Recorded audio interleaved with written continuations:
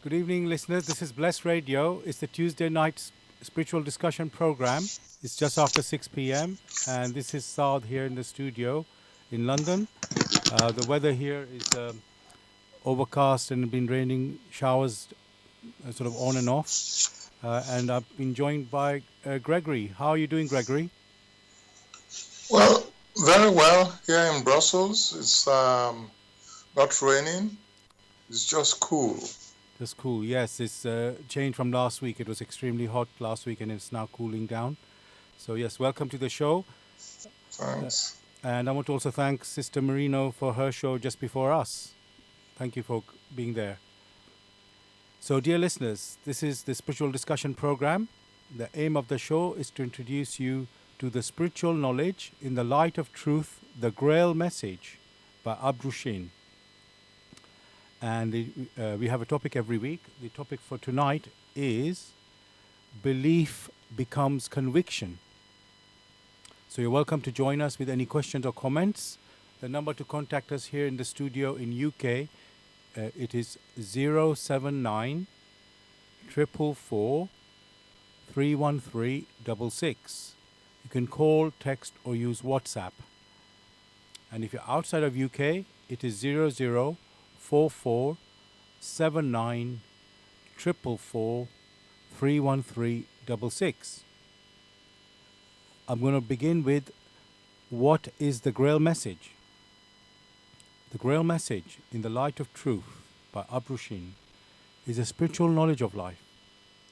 It offers an explanation of the world, a picture of creation on the basis of natural laws. Its lectures contain valuable basic elements as a help in life, for through the knowledge mediated, the reader is again brought closer to life and led back to God. The Grail message deals with important fundamental questions of life by explaining in a clear and logical way the automatic working of the laws of nature, the whole weaving of creation, allowing every process to be recognized and thereby the purpose of our whole life. It is directed at the individual and speaks to the innate experiences of the human being, their strengths and weaknesses. Thus, every reader has the opportunity to discover through the intuitive perception if what is stated is the truth. Combining with matter-of-fact reasoning, a complete world picture arises where there is no separation between the visible world and the great world beyond the five senses, nor any separation between scientific and religious striving for knowledge. I'd like to give you a couple of quotes from the author of the Grail message, Abrushin. The hearer and reader of my lectures should always work within himself, keenly probing and building bridges from one lecture to the other, as well as out into the great and small world happenings. Only then will he be able to understand the Grail message and find that it gradually shapes itself into one complete whole, without leaving any gaps. Again and again in all the happenings, the reader will come back to the basic features. He can explain everything without having to change even one single sentence. The word of the Grail message lives, so that it permits only those people who really carry the honest desire in their souls to find abundantly. All else is automatically rejected by it. For the arrogant and those who seek superficially, the message will remain the book with 7 seals. And I'd like to give you one more quote from the author. I wish to fill the gaps which have so far always remained unanswered in the souls of men, and which never leave any serious thinker in peace if he earnestly seeks for the truth. So, dear listeners, just to remind you again, the topic tonight is belief becomes conviction. And you can join in the discussion with any questions or comments. The number to contact us here in the UK, it is 079 444 31366. You can call, text, or use WhatsApp. And if you're outside of UK, it is 004479 444 Again, you can call, text, or use WhatsApp. Gregory, when I think of this title for tonight, belief becomes conviction. Um, of course, you think that's how our belief should be. We shouldn't accept things. Just because we are born into something or we come across something, shouldn't just accept something like blindly. But most of us do have some sort of background with, let's say, with some belief, and then which we have adopted through our parents or however it has been. And then, everybody is different. Some people just follow it to the letter, what they're told. Others, want to look into it more. And then here we have said the belief turning into conviction or becoming conviction, which, sounds something stronger than just mere belief. So, in a way, I just want to define these things to start with. So, if I can start with the first question, what is belief? Again, thanks for that particular question, which I will repeat. What is belief? When you have a scenario where information is passed on from one person to another or to a group of people, and this information is held onto and accepted as facts, then one may talk of belief, because we have information which has been accepted as fact, but has not been examined or has not been fact-checked to find out if they are consistent within themselves or consistent with the laws of creation. So you just find information just accepted, whether it is a fact or not, whether it is consistent or not, that has not been checked or proven by the one who has accepted them. So that is what one may refer to as belief in that particular scenario. Thank you for that. And then, and this is going to be an obvious question as well, what is conviction? Because in our title we've said belief becomes conviction. So when these facts or when this information had been fact checked and evidence is produced, which evidence is self-consistent or consistent with the laws of nature, that process or that what has been done is what one may refer to as conviction, because you have examined it, you have weighed all the different parts, and above all, you have checked these things in accordance with the laws of creation through which everything has come into existence. So thank you.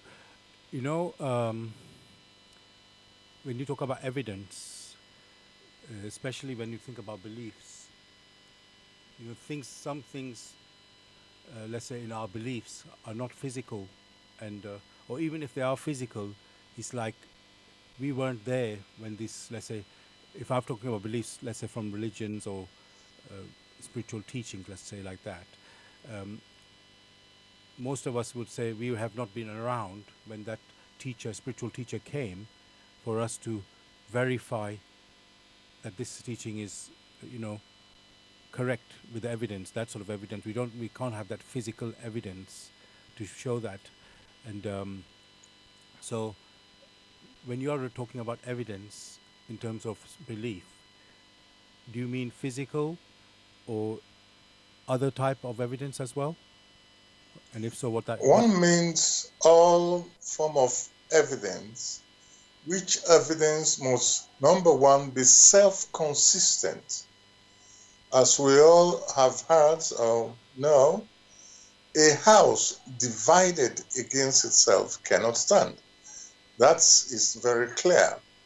So that is an example of self-consistency. So whatever teaching or whatever belief has been passed on, this has to be checked to find out the parts are consistent with the whole. That is one.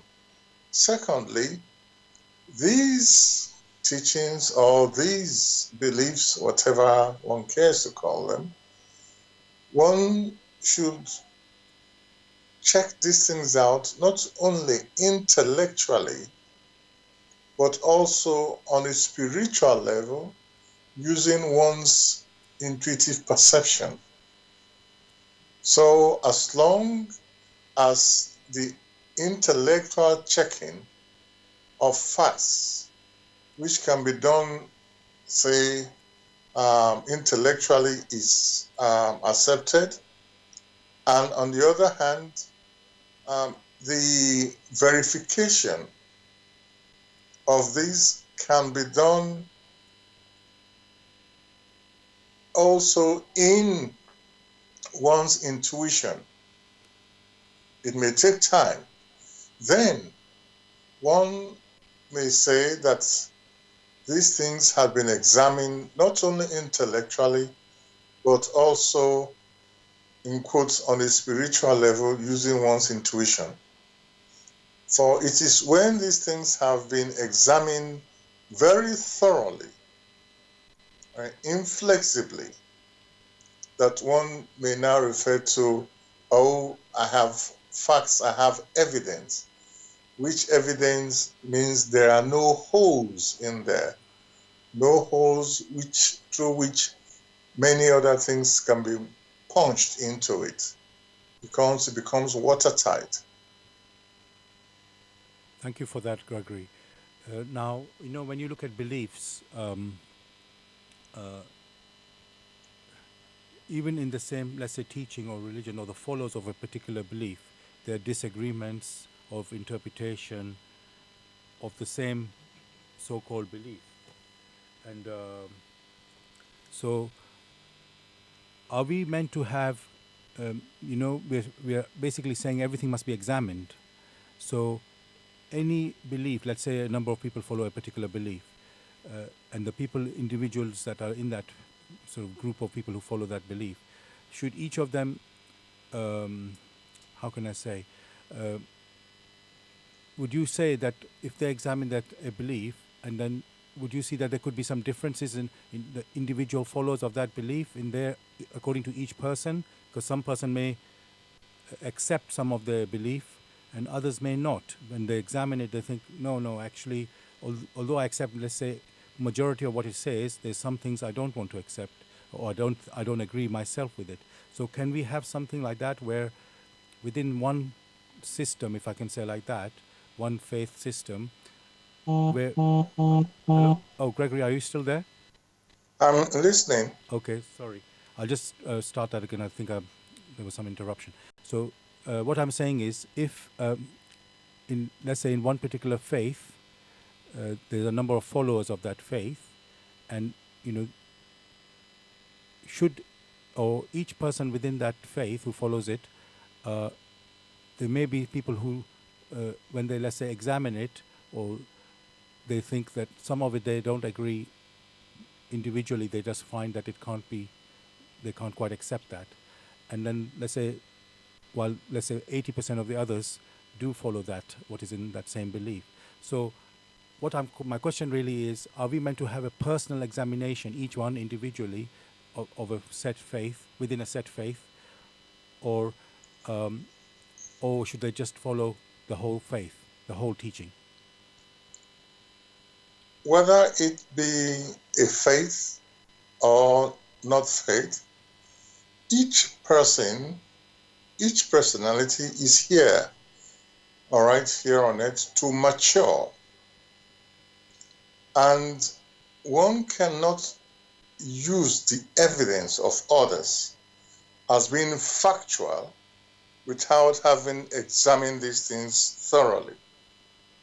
So there is the need for each personality to examine very thoroughly what he or she has accepted or what he or she has rejected.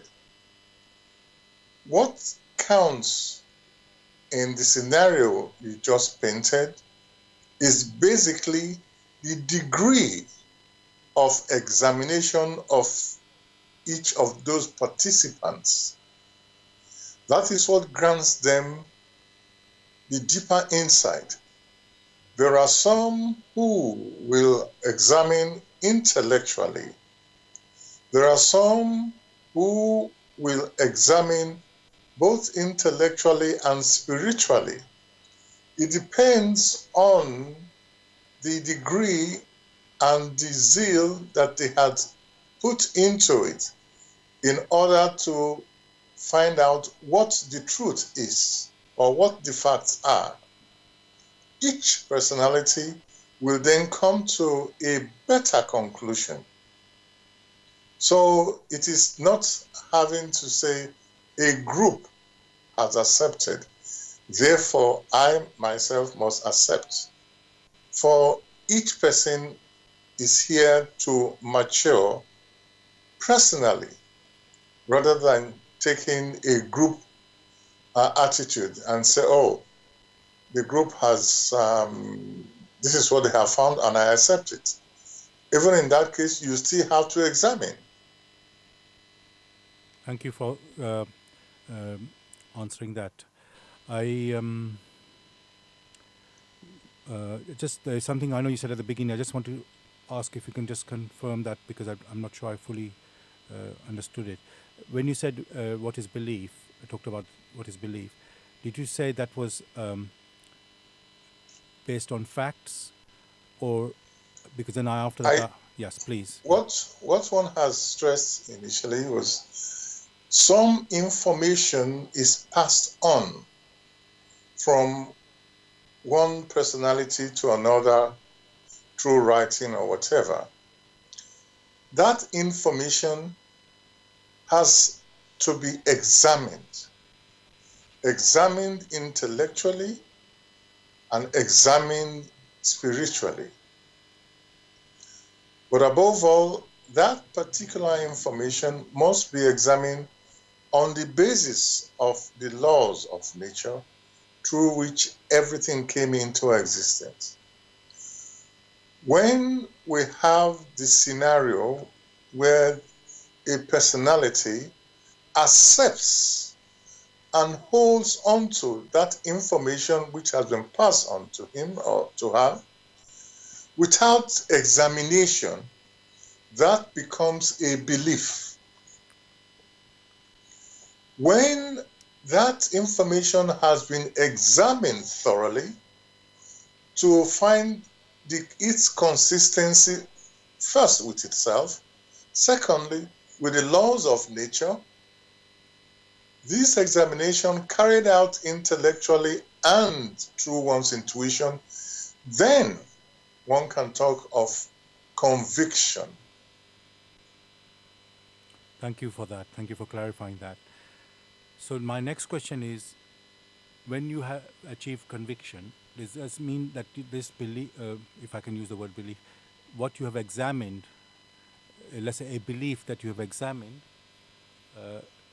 and then you have examined it and you have been now convinced, let's say, and reached conviction, does that mean that that conviction is the truth?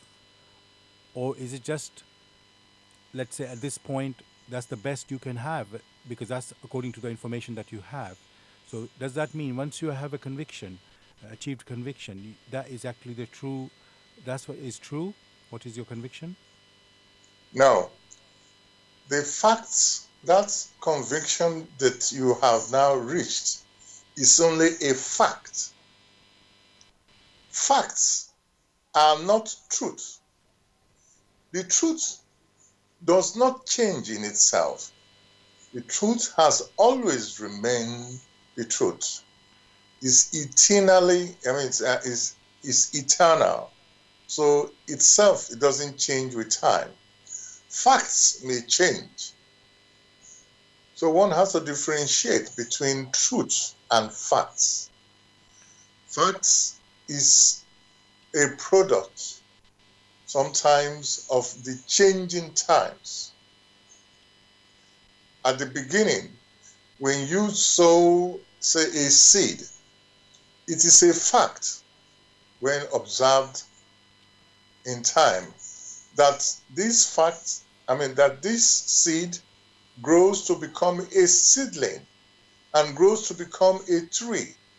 And before too long, when it's completed its cycle, will disintegrate and may produce further seedlings or further seeds. These are facts. But what does not change and remains the same all along is the truth. And the truth of this is that changes always come in accordance with the laws of creation. The laws of creation or the laws of nature, they themselves never change. They remain the same, and therefore they are the truth, whereas others could be facts. Thank you for that. I just want to explore what you've talked about facts, and because you said the facts can change, and I'm not quite following what that means because, in my understanding, a fact should be the truth, but maybe you have a particular meaning when you say the word fact. So, what do you when you say that facts can change? Or, if I'm did I say that correct? That facts can change, or Yes, okay? So, what did you mean facts, that? What do you mean by that? I didn't quite understand that. facts can change. It is a fact that a person or a man or a woman is born. All right? Yeah. It's a fact that we have the coming together of the man and the woman and the fertilizations. This is also a fact. It's a fact that you grow from that until you are born. These are facts.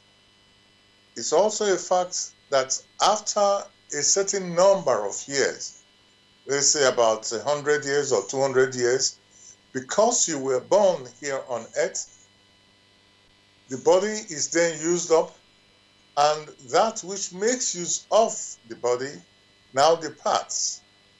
So we have the coming into being, and after some time, the disintegration, or the body is now used up and it falls apart. These are facts. The truth is different. The truth is never changing. It remains the same. So one must differentiate truth from facts. What one was just discussing was the changing, the facts which change, but the truth remains the same. Thank you. I think I have got your point, what you're making. I'm just going to say it, what I understand from it, and you can just tell me if I'm correct in my understanding. So you're saying basically facts are related to time, while truth is independent of time. Well, Precisely. this is my understanding from what you said. Of course. I see. But that doesn't mean that facts are well. It sounds a bit silly to say it, that facts actually are wrong because No. a fact is not meant to be true in that sense. I mean Yes. something has happened. That is called fact, and so it shouldn't be Yes. right. It should be right and rather than wrong. So I got it now. Yes. I got to. I think I'm getting where it's going. Yeah. Okay, thank you for that. Um, now, so now I'm just going to go back to beliefs because you hear about b- faith or blind belief, which obviously you can automatically see is not being examined, and a lot of people do they're born into whatever faith or belief, and they follow it, like I would say, blindly, not too much examination there going on. And so I would like to ask you, what is the consequence of following such belief without questioning, your faith? You're just like born into it, and you just follow it, and like you marry somebody in that same faith, and then the cycle continues. Your next generation of children, they just continue the same way. If somebody just follows their faith, just like, I'm going to just use the word blindly, just like a habit, what's the consequence of that? Again, thanks for this particular question. As with everything, we said question. A question already presupposes that the questioner has the inner ability to perceive, or we have the scenario where the questioner needs to exert his innate abilities in order to follow the features or the variations, or above all, the challenges that come its path, because it's on a quest. Hence that word question. So at the beginning, man, once he or she has attained adulthood, need to subject everything to questions, continuous questions, and at the same time to be open enough spiritually or intuitively to be able to perceive the answers that may come its way. For when man has attained adulthood, some of the first questions: what am I here? Why am I here? What have I come to do here? Where do I go from here? If these questions are not asked and answers sought, then it hasn't prepared itself for the challenges which lie ahead. For before long, these questions will now confront him or her, and is not in a position to reflect on them quietly. As with everything, there must be preparations for a personality that intends to go into battle, which battle we encounter every day. There's need for continuous preparation, therefore continued questioning, so as to prepare yourself to find answers, such that before long, that quest which has arisen out of you has found a solution. Which solution first must accord with the laws of creation. For these keep wrapping in one's soul or in one's personality again and again. So it is not right to remain silent. On the other hand, one only remains silent due to indolence of the spirit, indolence in matters of faith, because one has accepted something which one is not even sure, but because it looks good and alluring, one accepts it just like that. One cannot accept something which does not swing intuitively with the laws through which he himself has come into creation. There must be continuous questioning. For imagine one is to follow a path and he doesn't know what the path is all about and follows it blindly. how is he sure that he or she will not fall by the wayside? Because he lacks the basic knowledge through which it needs to prepare itself. For whoever goes on a journey first must prepare for that journey. Thank you, Gregory. I've got some questions coming from a couple of listeners. Before I ask them, I just want to say to the listeners, dear listeners, you're listening to Bless Radio. It's the Tuesday night spiritual discussion program. The aim of the show is to introduce you to the spiritual knowledge in the light of truth, the Grail message by Abrushin. And the topic for discussion tonight is belief becomes conviction. And you can join in the discussion by contacting us on this UK number, which is 079 444 31366. You can call, text, or use WhatsApp. And if you're outside of UK, it is 0044 79 444 31366. Again, you can call, text, or use WhatsApp. I've got two questions, Gregory. One person is saying, it's related to the question about fact, and it's like a mathematics question. The question is, 2 plus 2 equals 4. Is it a fact or truth, or does it ever change?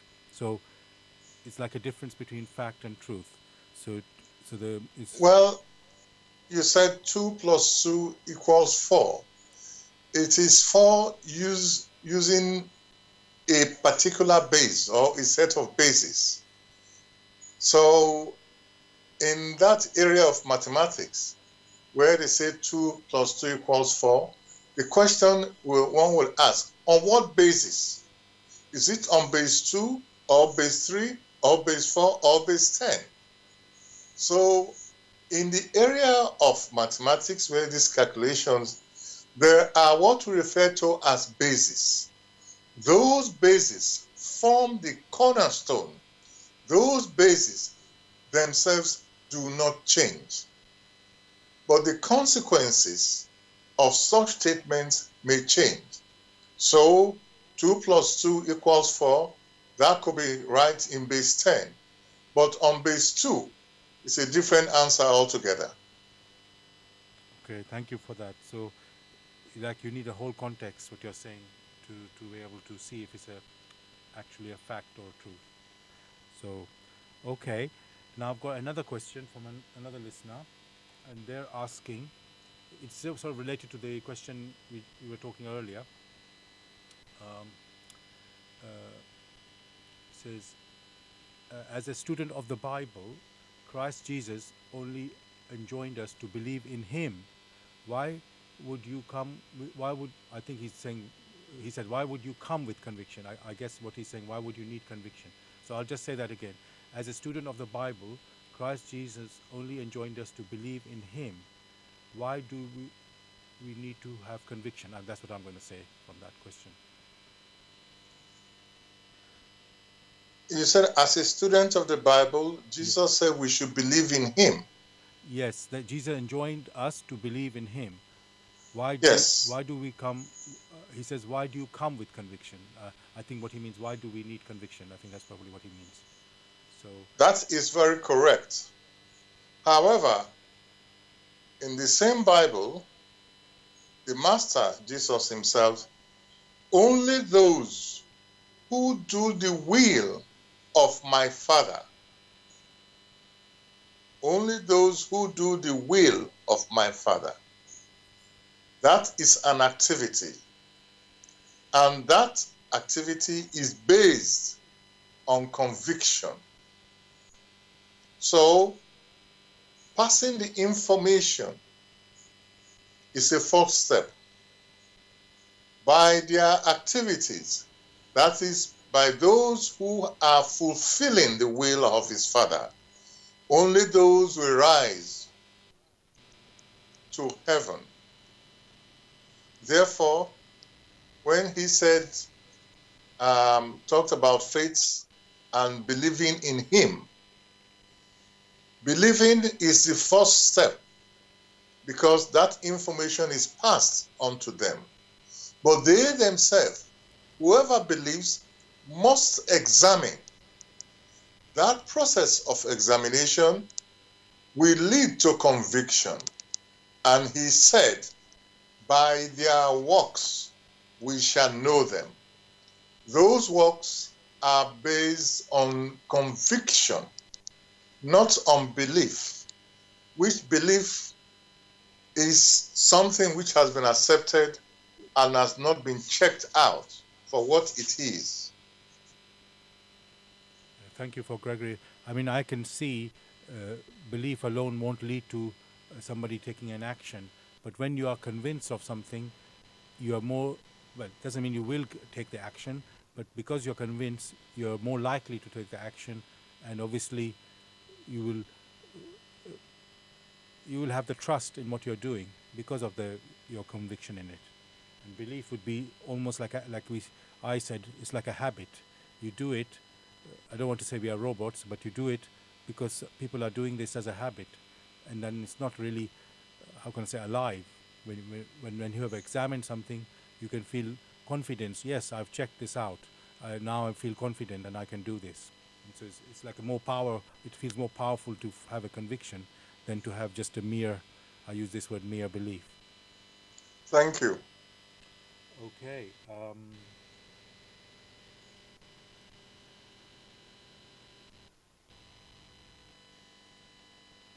Okay, this is another question here.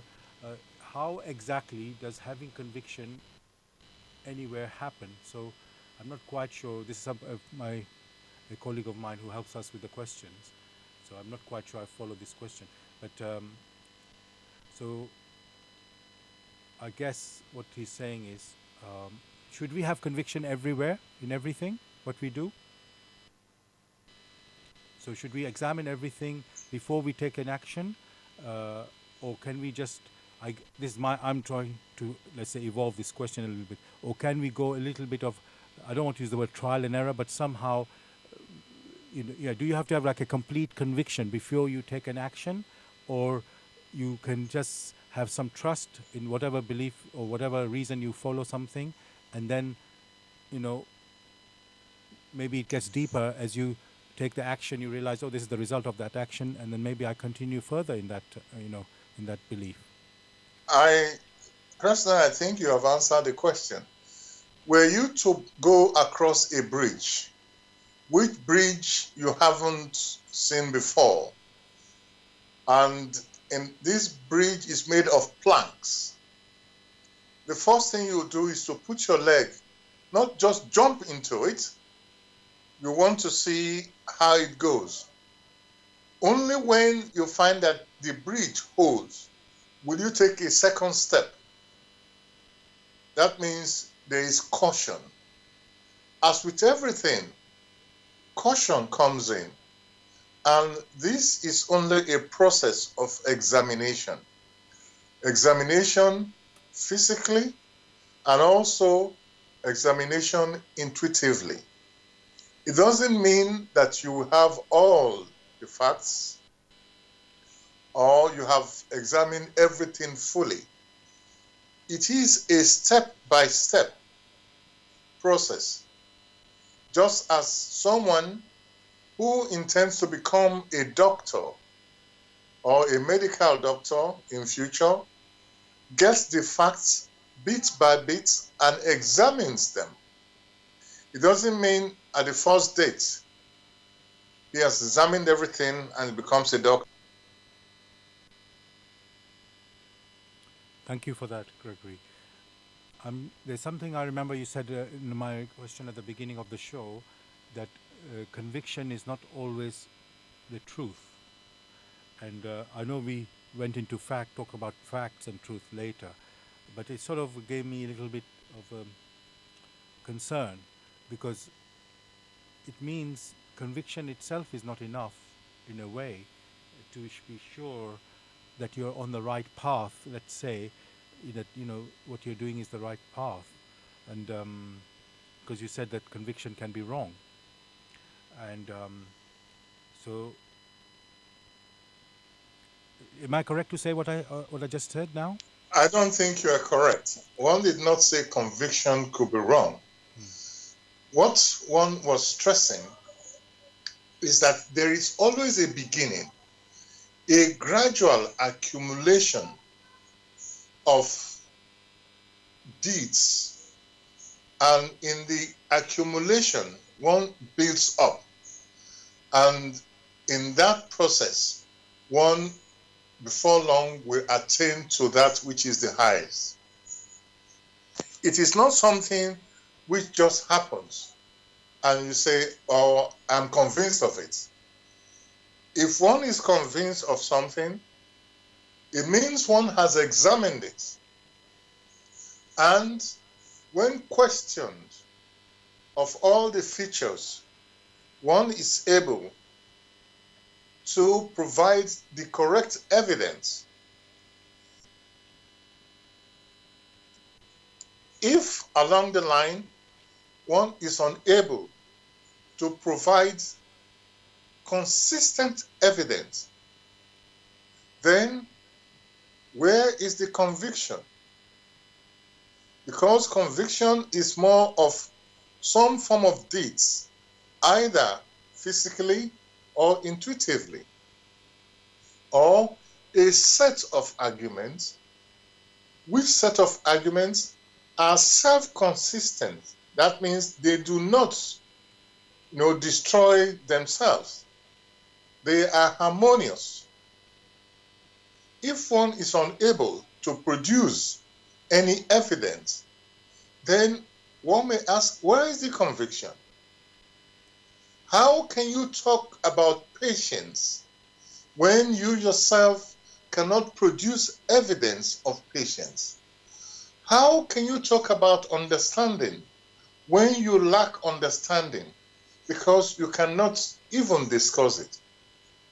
How can you say you are a doctor when you cannot even offer ideas or solution on how to treat a patient?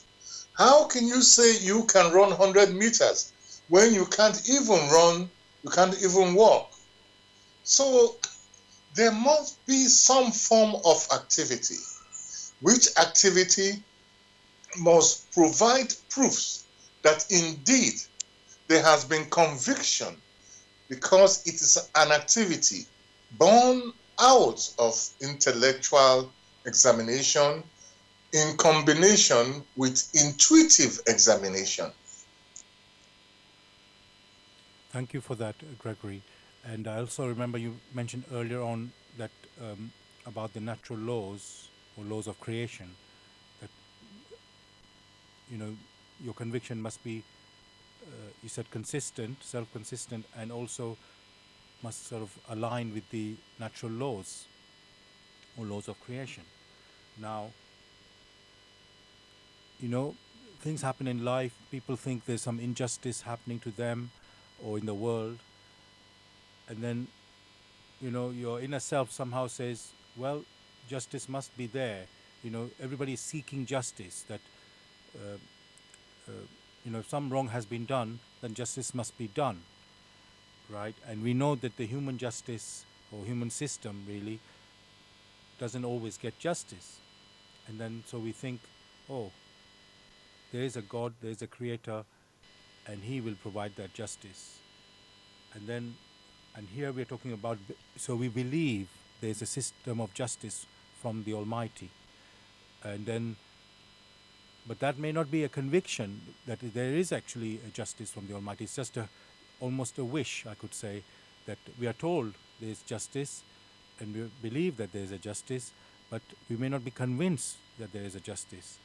And, and you said look at evidence, physical evidence. Well, physically, when you look at the world, you cannot really be sure.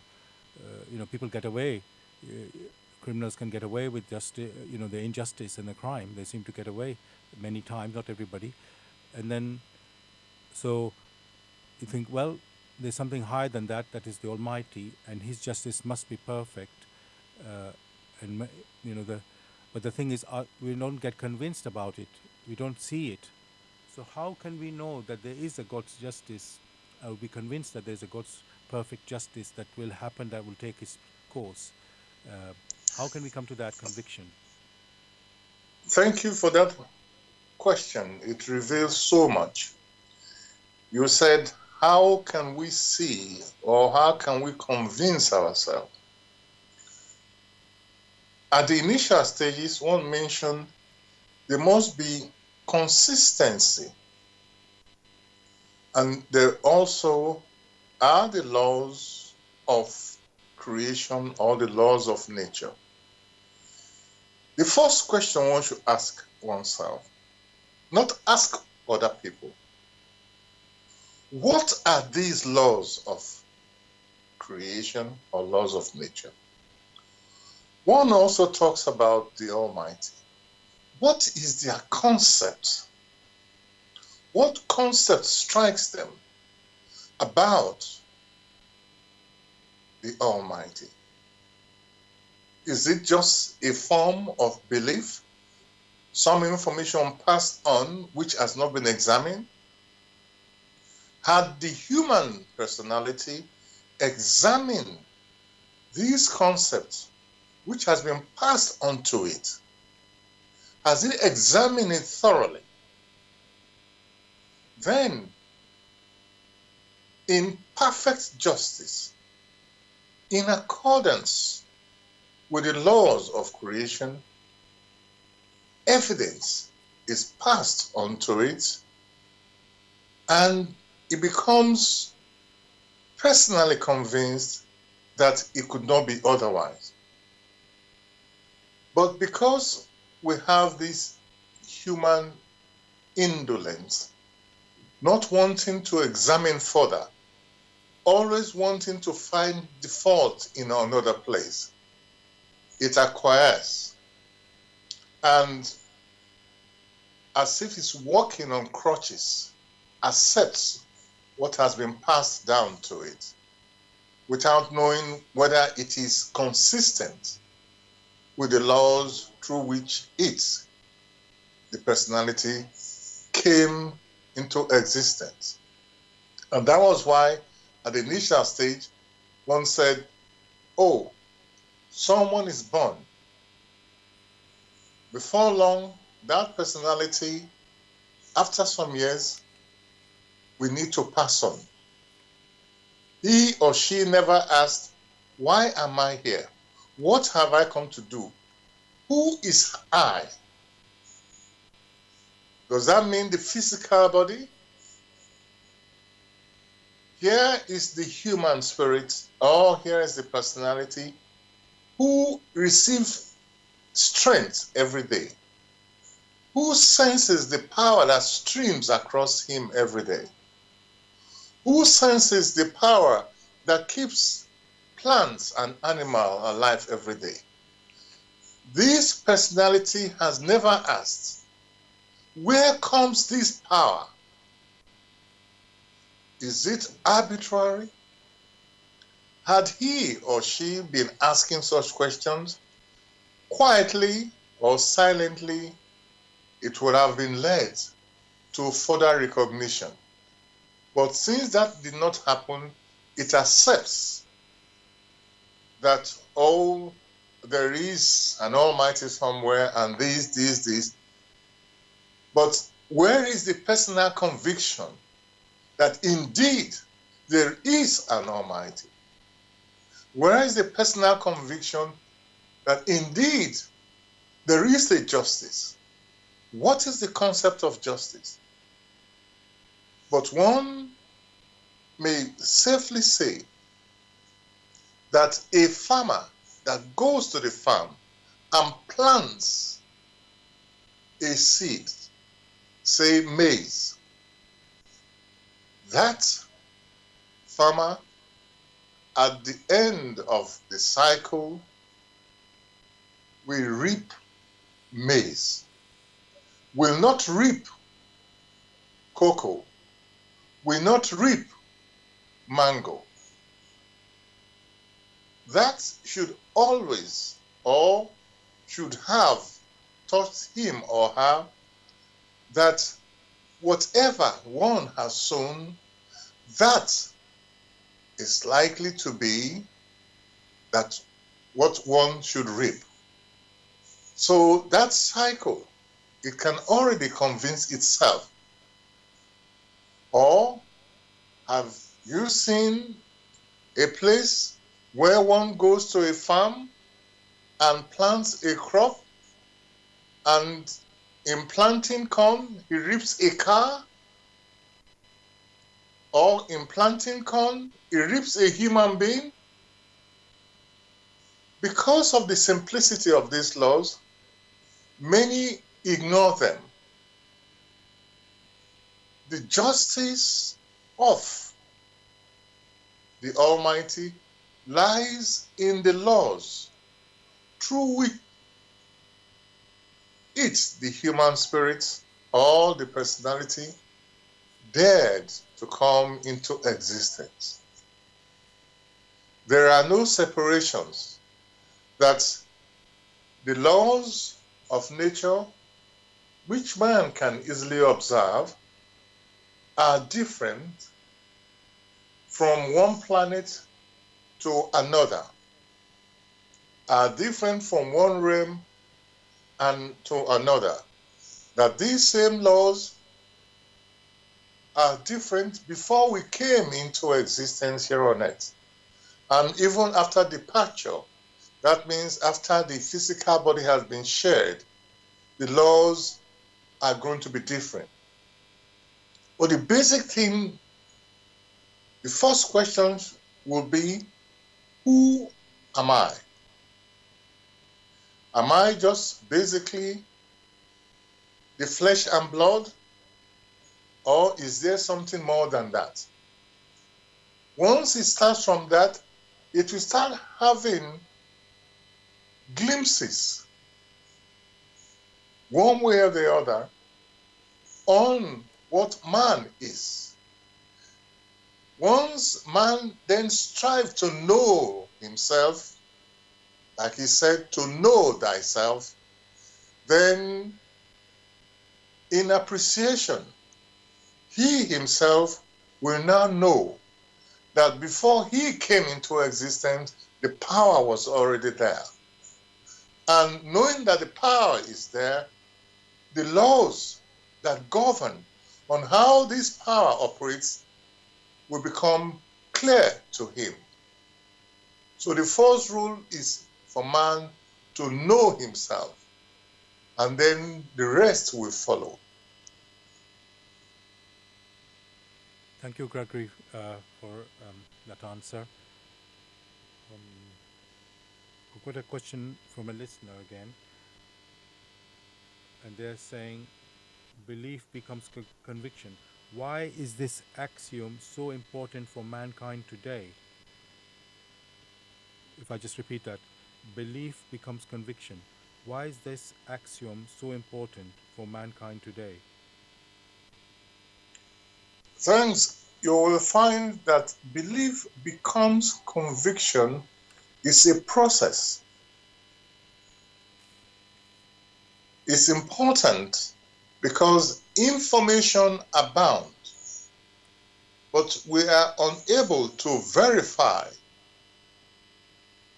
The process of verification to ascertain consistency,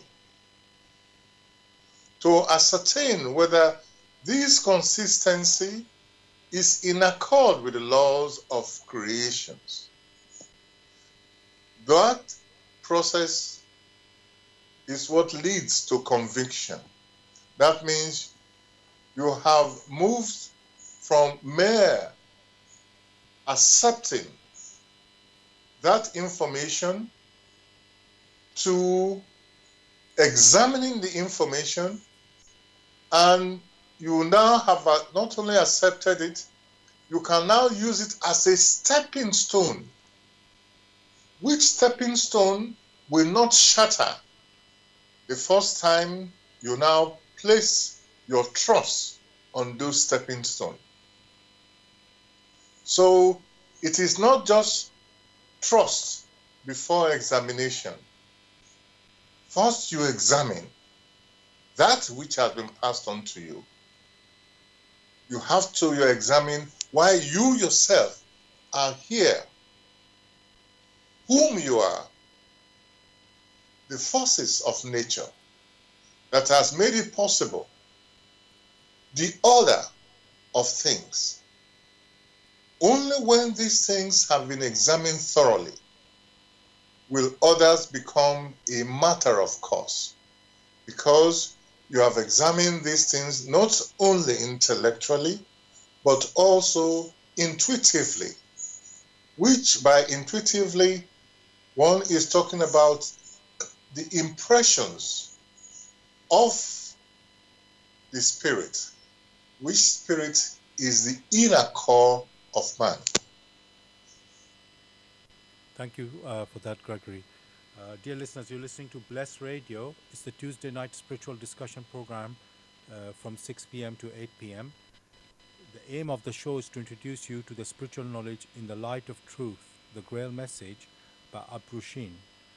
And if you're interested in getting more information or want to get a copy of the Grail message, you can go to this website, which is www.grailmessage.com. I'll spell that www.grail, Grail, message, message.com. And the topic we're discussing tonight is belief becomes conviction. And you can join in the discussion. In UK, you can call, text, or use WhatsApp for this number. It is 079 444 31366.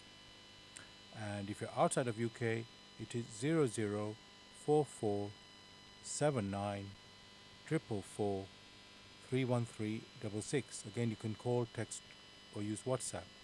And just so you know, we broadcast on blessradio.org. You can also go to tunein.com and then search for Bless FM. And also, we are live on YouTube. You go to youtube.com and then search for Bless Radio 1, the number 1, Bless Radio 1, and then after space live stream. And then about 10 minutes after the radio show, you can listen to the recording if you like, of this program and other programs in the past by typing in, again, on YouTube, Bless Radio 1, and then the Grail message, and then the topic of the title of the show. So today's topic is Belief Becomes Conviction.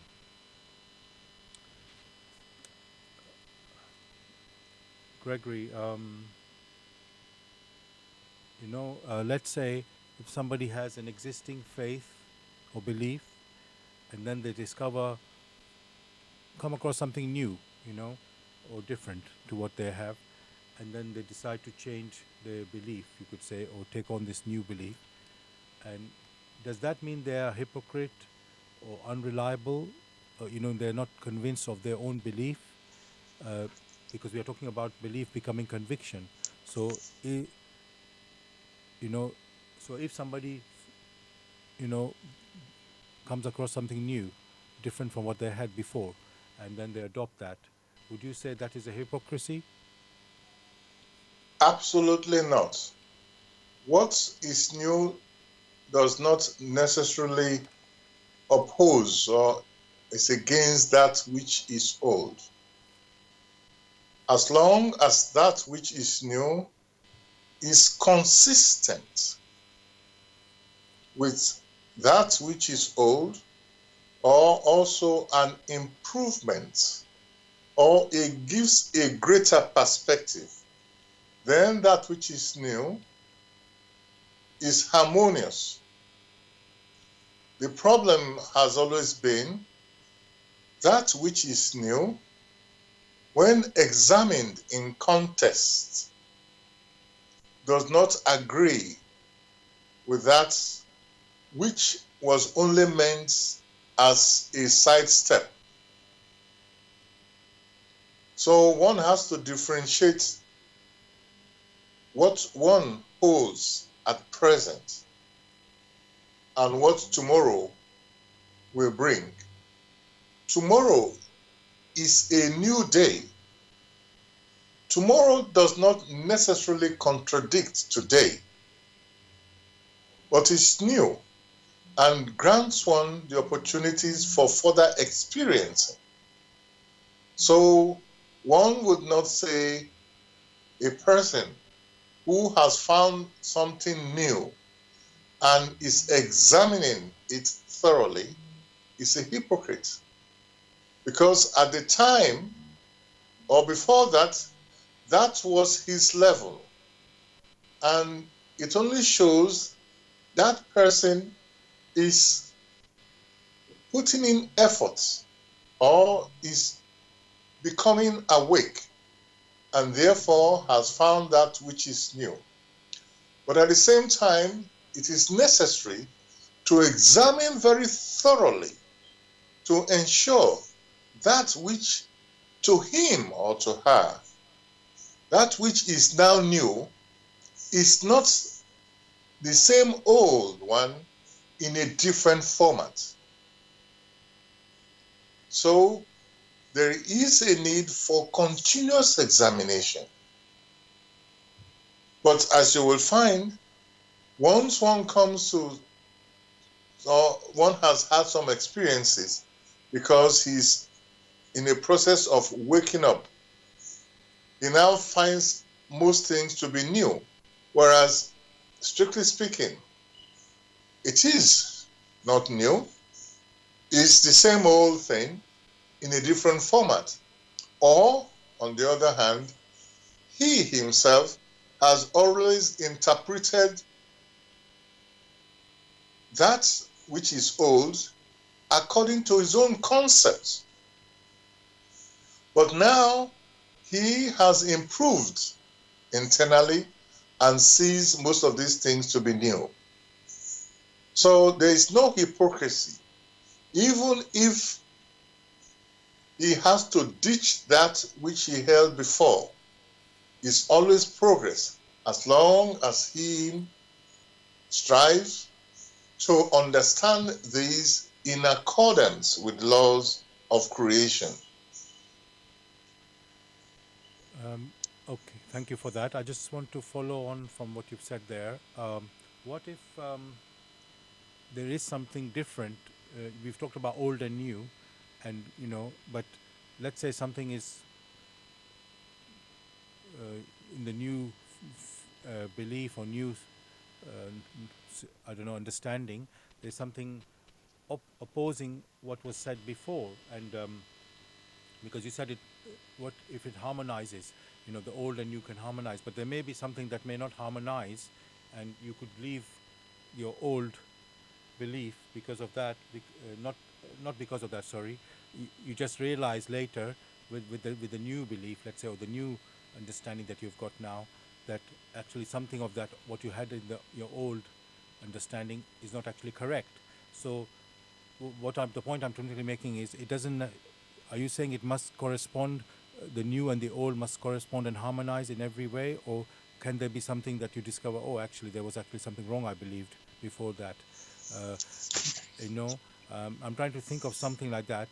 Um, this is probably not quite what the example I'm going to give is not probably quite the perfect example, but let's say in one faith where it says, God can do everything, not meaning evil, but God can do everything, meaning God has the power to do whatever he needs to do, what he wants to do.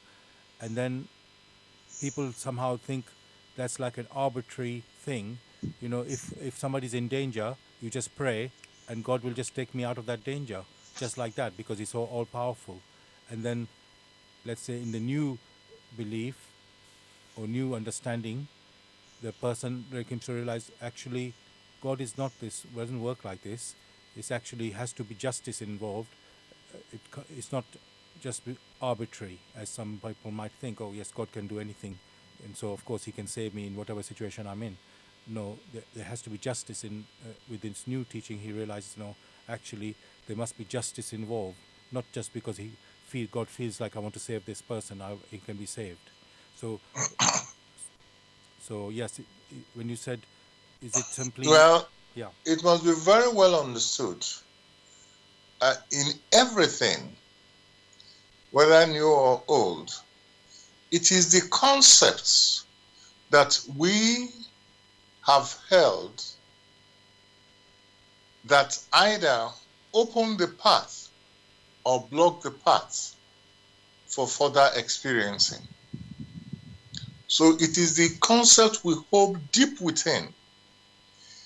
In many cases, as long as the concepts are not in accordance with the reality, which reality is formed out of the laws of creation, then we stand in error.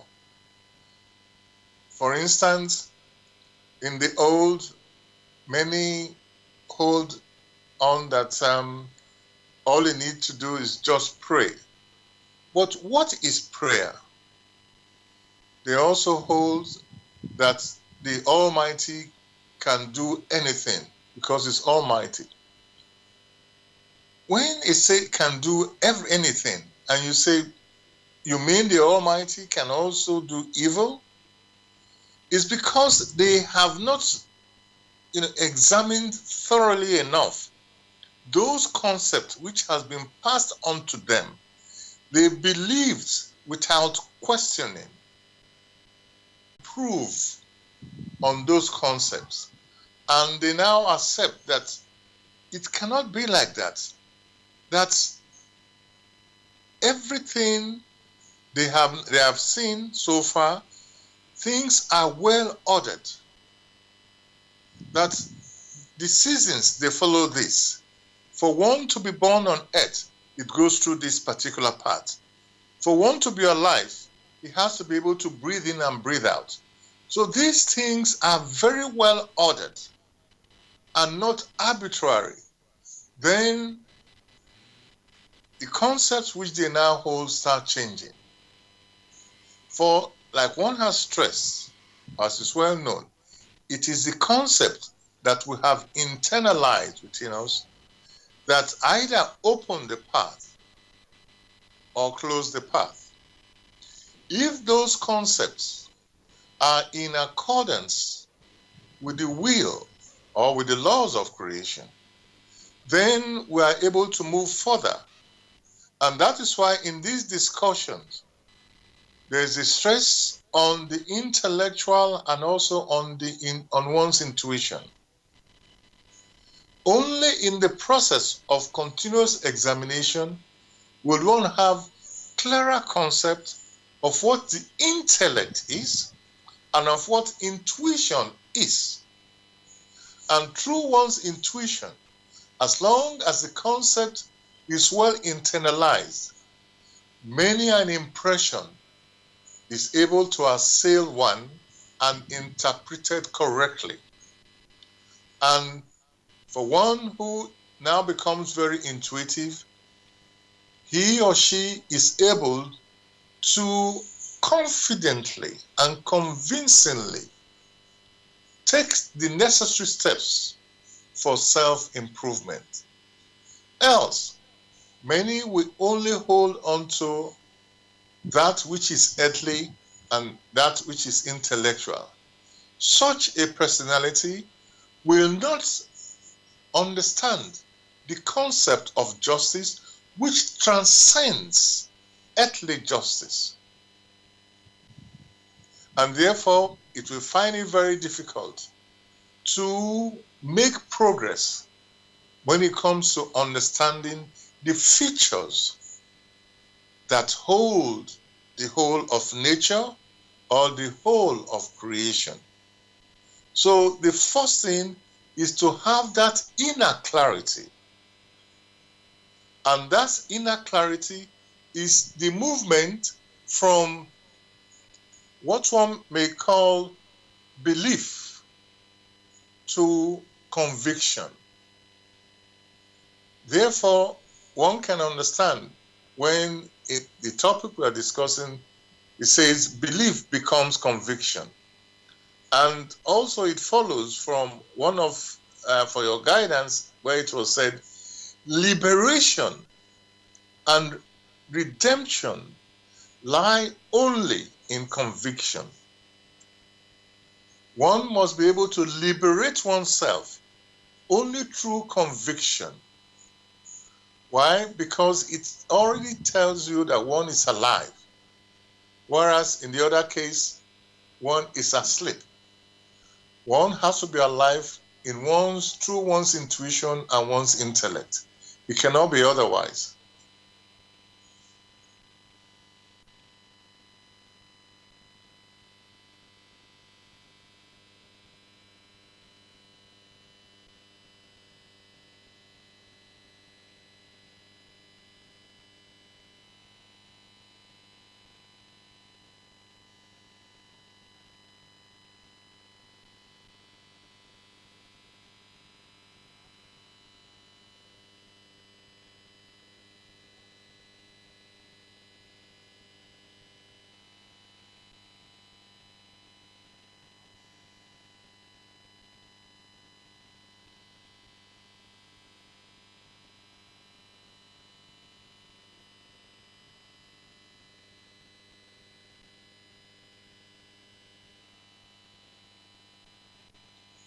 Again, thanks for that question. Of course, there is what in quotes one may call a device in you. You want to try out something, but you want to ensure you are not making mistakes. First, each personality that desires or strives for that which is good, it only means that that personality must first be good. You must be the change. You do not desire disappointments. You do not desire wickedness. It only means that you yourself must ensure that you hold on deeply within yourself these qualities. You exude these qualities. And in all naturalness, those of similar nature will approach you. And having gone through these experiences, such questions as you asked, we have found solutions. For in your quest, you have found the answer. For in accordance with the laws of creation, that law of the attraction of homogeneity, you yourself have hammered within yourself the good volition, all the qualities which you sense you are seeking others. Good friendship, you hold those qualities, those features deep within you and give expression to them. Before long, you will be amazed and very surprised at the quality of those that will be about yourself.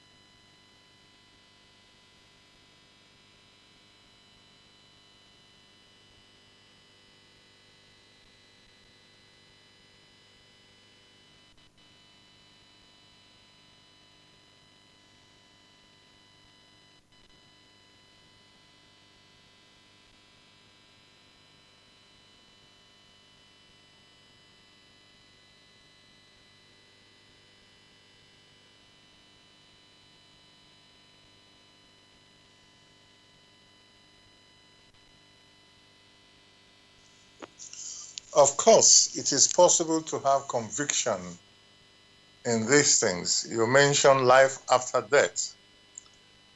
And when one examines the earlier discussion, the question one had put to oneself, not to others, is who am I? Where was I before I was born? When such questions now assail you, do not think of where you're going. First, consider where you're coming from. For at least you know you were born. So you have your experiences. You were born. Or is the personality trying to deny that he or she was not born? Then the next question would be, am I my physical body? When you start asking yourself this question, if I am my physical body and I sense on the long run one will die, so that will be the end. But if I now start sensing through not only the intellect, but also through the spirit, then things change, because one will start asking, did I say the spirit? What's it that gives this physical body, that power to move around? Was there a model? How did it come? How come I have this physical body and not like that of a stone or a tree? Why do I have mouth? And these are the questions that each personality, and again, what is a personality? Once these questions start assailing you, then it means that a channel has been opened. That channel is most likely that of the intuitive perception. The intellect can never provide any proof of life after death or life before birth, because the intellect is tied to the physical body. So if one is expecting proofs or evidence of an existence which is above that of the intellect, it will not get it. Such proofs can only be provided by the entity which transcends the human intellect or the human existence here on earth. And that is what is referred to as after the death of the physical body or the birth of the physical body. For by now, many will start realizing that the physical body is only a tool for experiencing. But the question which each person must ask, where comes this power that the physical body uses?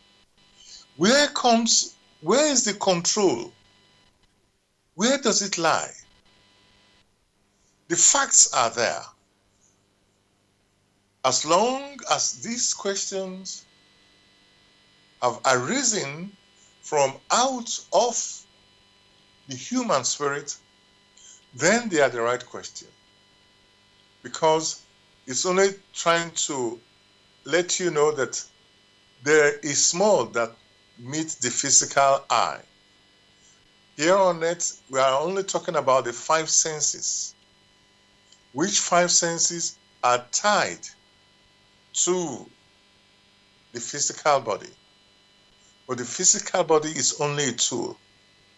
Only he or she who is able to awaken their intuitive perception is alive. Else, that particular personality is dead. For to be alive means more than the activation of the physical body.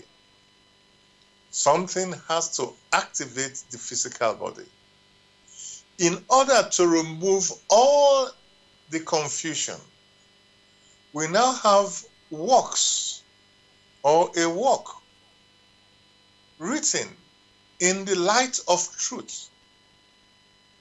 Light is substantiality. Truth never changes.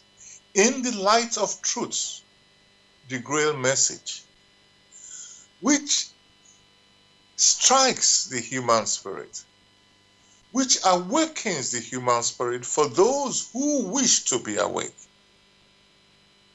as long as they are prepared to examine this work objectively. Only through activity can the human spirit awake, for the physical body is only a tool. This is discussed, but never ever take one's discussion for it. Each personality must examine everything that comes in part. Only in that sense will he or she have the necessary experience, which experience becomes personal conviction. Only when the personality is now convinced that it has a spirit or a soul will it now start tearing apart those teachings which has only limited it to the physical body. Then it will start having the conviction that there is a power that animates all. Then it's able to bow down to the power and to the guidance, now knowing that the first law is order. That order is what it, the human spirit, needs to understand. Then it becomes like a language that the whole of creation or the whole of life is like a language, not even like a language, is a language which is being spoken to him or her, and that it needs to learn. And when it has learned this language, which is learned not only via the intellect but also via the spirit, only then will it say it's alive, else it is dead. Thank you so much, Gregory, for this answer. I just want to apologize to the listeners that they did not hear the question which Gregory was answering because I put myself on mute. So I'm just going to say the question I asked Gregory for this last answer that he gave. So my question was that how can we, there are things which we don't, let's say, cannot see, but we believe, and how can we be convinced of them? So these things that I was talking about is, for example, life after death, or Jesus, or God the Almighty, or the soul, or reincarnation. So Gregory answered that question, as you saw just now, that we don't only have our physical body, which has the five senses, but that only works in a physical way, and so we need to use our spiritual ability, the intuition, to sense these other things which are actually not physical.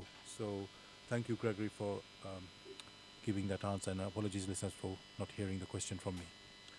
So, dear listeners, you're listening to Bless Radio. It's the Tuesday night spiritual discussion program on Bless Radio, and the topic we're discussing tonight is belief becomes conviction.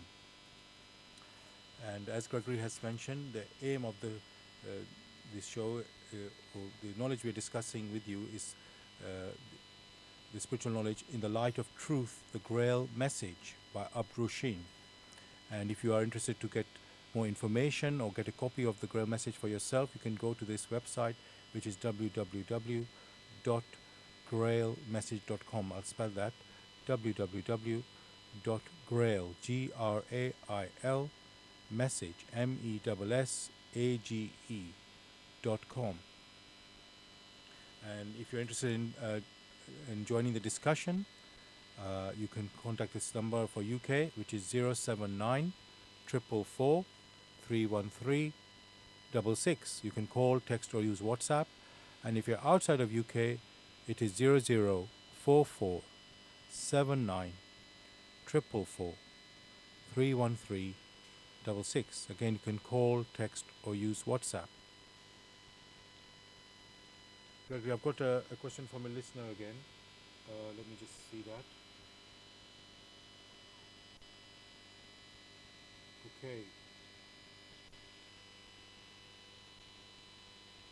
Yes, dear speaker, I understand intuition is always right. Is it then possible to bypass belief before conviction? So I'll just repeat the question. I understand intuition is always right. Is it then possible to bypass belief before conviction? Again, thanks for that particular question. Is it possible to bypass belief before conviction? In the discussion, we had already ascertained that belief is more of a hold on to a set of information which has not been checked to be in accordance with the laws of creation. Because you haven't checked it, you haven't examined these things in different senses, then you are just accepted. The thing is that beliefs come first because it is that information that you first hold on to before you start examining it. You cannot examine that which has not yet reached you. So that which reaches you is what you examine. Therefore, belief definitely, all right, is before conviction. The process of examination of a belief is what leads to conviction. Thank you, Gregory, for that answer. Now, let me think again of what. This belief is something very, you could call it fundamental and personal, because we hold on to our beliefs, quite strongly. And so my question, and we defend it, we believe in something, we defend it so much. Now, but would you say belief, you said it's information, but could it also be called like an opinion? Because then when you say it as an opinion, it's like more of a neutral term. You don't have to sort of become like you're so defensive about these things. You can just be more objective in your examination, So my question really is, you said belief is just something that hasn't been examined. Could we say that the same with is it like also like having opinion is similar to having an opinion, or would you say that opinion is something even different from a belief? Well, one may say so in a certain sense. It's like a widely held opinion which has not been examined. And in that case, when there are challenges, how do you then deal with these challenges? That means when there are questions. When you hold an opinion or you hold a belief,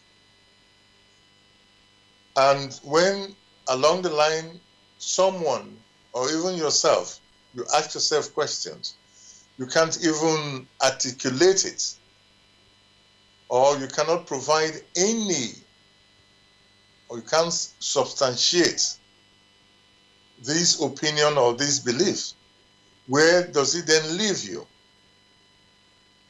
It means you do not have a personal conviction because you haven't examined it. You cannot say, I'm convinced of it. A very simple example is when you look into the heavens, you see the sun out there. And you also look into the heavens in a particular time, you see the moon. And you make a conclusion. The sun goes round the earth. You also look into the heavens and you see the moon, and you say the moon goes round the earth. But when real questions now abound about these two observations, you say you are convinced about it because you see it. That you have seen it doesn't mean you are convinced of it. But you need to examine these things very carefully. A very simple example one may take is that you have a plain glass of water, let's say a beaker of water, and you put your stick into it. What you see is that that ruler is bent. That is what you have seen. Are you convinced that the ruler is bent? So that you have seen it doesn't mean that is how it is. Everything must be examined. So it's not that I have seen it and therefore it is true. In the process of examination, you come across many other assumptions which you might have to do away with, and then you have to reinterpret. Most of the time, we have observations, which observations are tied to beliefs. And then on the other hand, we have interpretations, which interpretations are now tied to opinion. What is required is a thorough examination, weighing and examining, a process which may be referred to inflexible weighing and examining. Only that will bring conviction. For if you do not weigh inflexibly and examine also, then the likelihood is that the interpretations will turn out to be faulty, even if you say, I have seen it. So only that which has been examined in all its facets to understand the features, not only intellectually, but also through one's intuition. Only that will you say one has experienced and had a strong belief in, because you are now in a position to explain that which you are convinced of. Else, one is just like a sounding brass. And when the waves arrive, filled with question, one is unable to provide the evidence, which evidence lies in the inflexible weighing and examination, because one lacks it. But when you lack the conviction which comes through weighing and examination, you cannot provide that which you do not have. So in many of these cases, it is only the lack of experience due to one's inability or due to one's unwillingness to have examined beforehand. Thank you, Gregory, for that answer. I've got another question again from a listener here. They're asking, what is the role of the intuition in decision making? So I'll repeat that. What is the role of the intuition in decision making?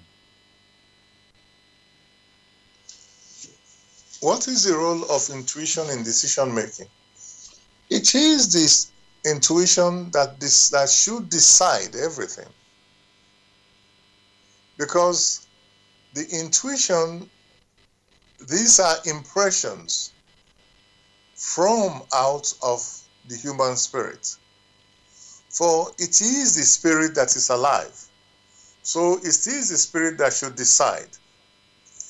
The intellect, which is born out of the physical body, is only like the executive director to carry out the impressions of one's intuition.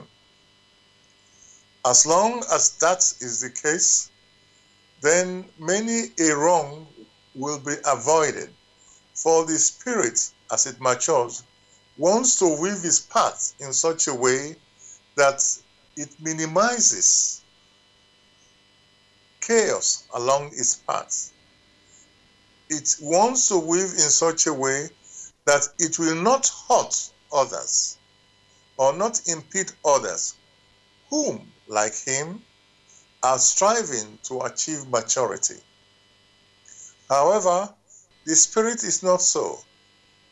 The intellect is not so, because it has no knowledge of the continuity of life after the physical body has fallen off, or the knowledge of life before the physical body came into existence. And it could not have had that knowledge, because it's only a product which is put together and which falls apart on the long run. But the spirit is the one that is alive, that needs maturity. And therefore, that which needs the maturity, that wishes to form its part in accordance, gradually, accordance to the will of the Creator, must decide. Thank you, Gregory, for that. I've got a question which is like a bit controversial because you see it in the, let's say, in today's world quite often now, um, and I just thought we should just explore it. Uh, you see, in today's world, we, right now we're getting a lot of polarization between wide, sort of extreme views, you can say, um, and this may not be necessarily well. I don't know if I could call it extreme, but definitely opposing. So I'm going to give like sort of a story, um, not maybe a story, but let's say an example of it. So this could call it a bit of a dramatic example. So let's say there's in a family an adult child who comes out as gay or lesbian or transgender, and his parents do not agree with that, let's say, way of living according to their beliefs, the parents' beliefs. And those particular parents, in this one case, let's say, the parents cut this adult child off from them. They don't want to have any connection with that person, that their child, and they say what their child has, this adult child, I have to call it adult because so that we have the picture here, that he is, or the child has, this person has an illness and needs to have therapy, and to come back to be heterosexual again. So, and then the adult child claims that that's how he was born, and that he would be acting, if he were to do what they say, he would be acting against his own identity. So, and I have something to follow on from that. So, what my question with that is, Gregory, what should be done here? Should the, you know, parents cut this adult son off from the family because they have a completely? It's about like a belief and conviction. You have a belief and you want to be convinced of your belief, and you now act according to what you believe. That I am.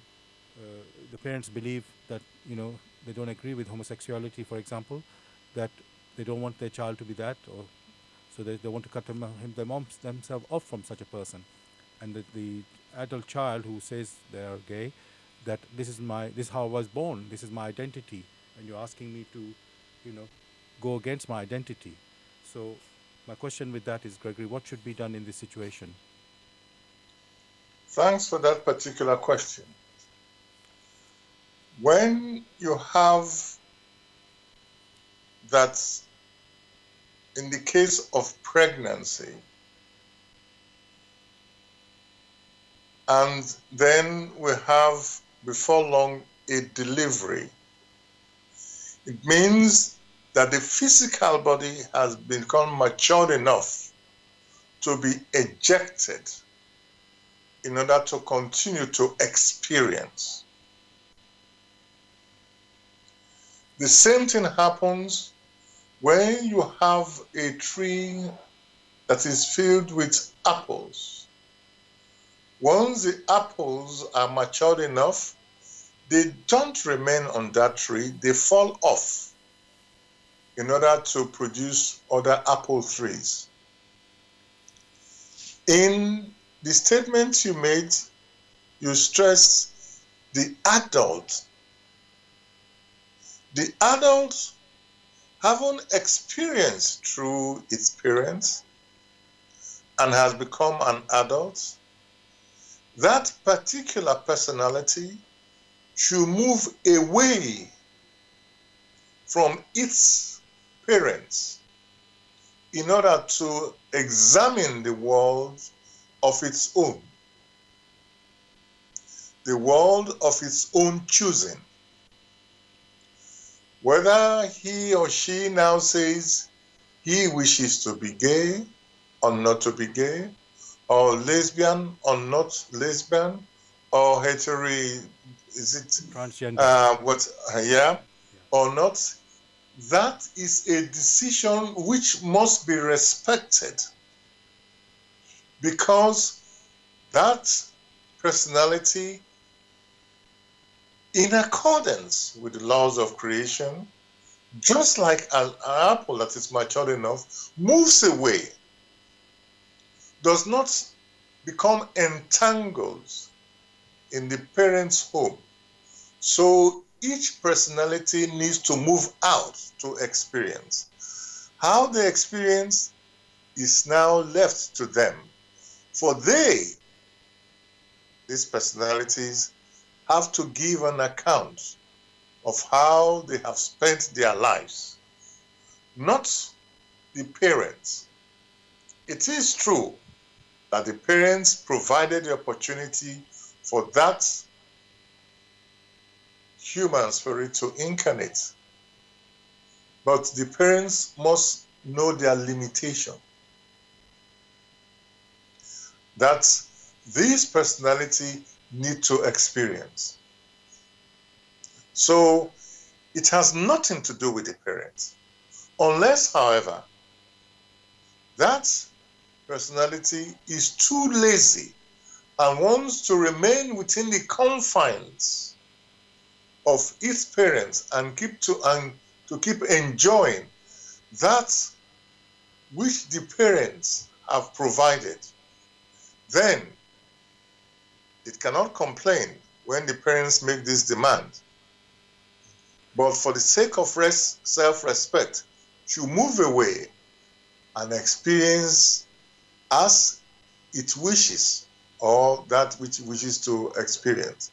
For only through experience will one now move away from belief to become personal conviction.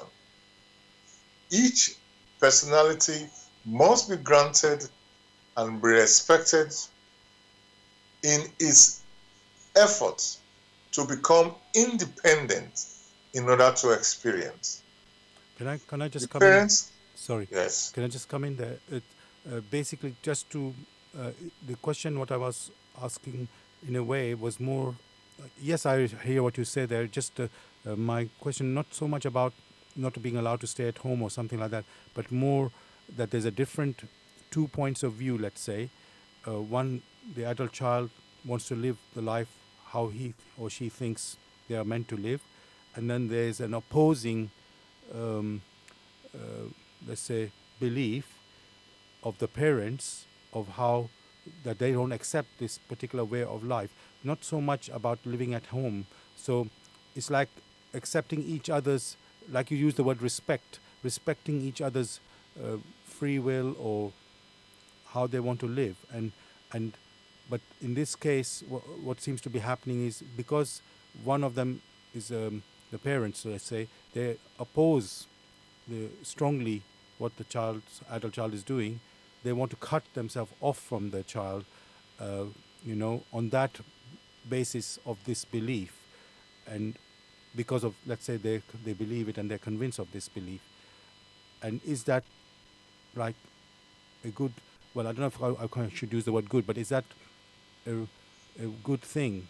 If I don't know how to put it properly, for the not necessarily because it has to be a child and parent relationship so much, but it's a human relationship, of a family, that they are from the same family. And because any family, yes, they grow up and then they move out of the parents' home and make their own home, but then they still connect with each other, through whatever, through talking and meeting together, so get together. But here it seems, because of the disagreement on the let's say way of life, the parents want to cut themselves off from this the adult child.